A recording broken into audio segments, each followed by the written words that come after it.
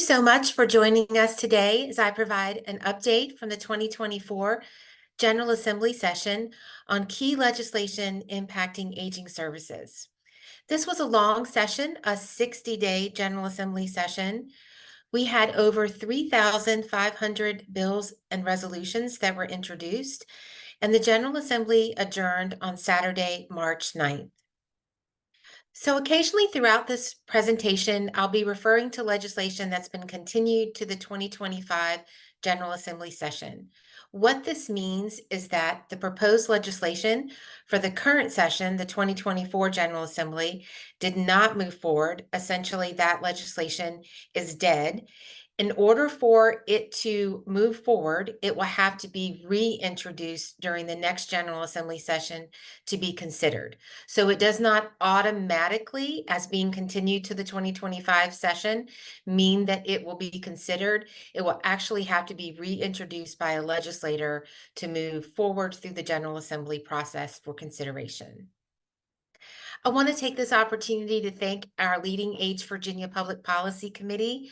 They are a tremendous support to us to help us develop our positions on legislation and regulations, and are always available during the session with very little notice to help support us with suggested changes to legislation or determining quick positions that we need without very much notice. So thank you so much for your support.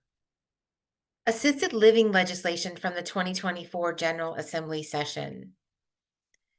House Bill 511 was legislation dealing with out-of-state healthcare practitioners and a temporary authorization to practice. This legislation was introduced by Delegate Laura Cohen, and the bill adds assisted livings to the list of eligible healthcare employers for which a healthcare practitioner licensed, certified, or registered in another state or the District of Columbia may temporarily practice for one 90-day period, assuming that all criteria is met. This legislation has passed the House and the Senate and is awaiting the governor's action by April 8th. House Bill 1028 is an affordable housing bill related to assisted living, introduced by Delegate Atuza Reeser. This bill allows localities that have adopted an affordable housing program to require that in an application for a special exception or special use permit, affordable rental units to be included in any proposed development of assisted livings. This is not required by a locality, but will allow them to require it. This ordinance will apply to newly licensed assisted livings and permit applications approved on or after January 1st of 2025. This too passed the House and Senate and is awaiting the governor's action by April 8th. We are also thrilled that we had two resolutions that were introduced and approved commending Leading Age Virginia's 50th anniversary that were presented on the House and Senate chamber floors during session.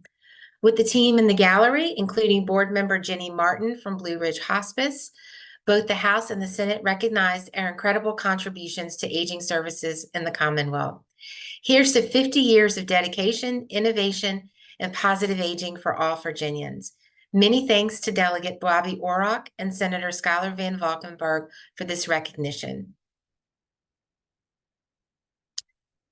The General Assembly is reconvening on April 17th to vote on the governor's vetoes and amendments, and will keep members informed on any changes or actions that occur during this session on the 17th. Thank you all so much for your advocacy. Much appreciation to all Leading Age Virginia members for your invaluable advocacy efforts during this General Assembly session. If you have any questions, please do not hesitate to reach out. Thank you.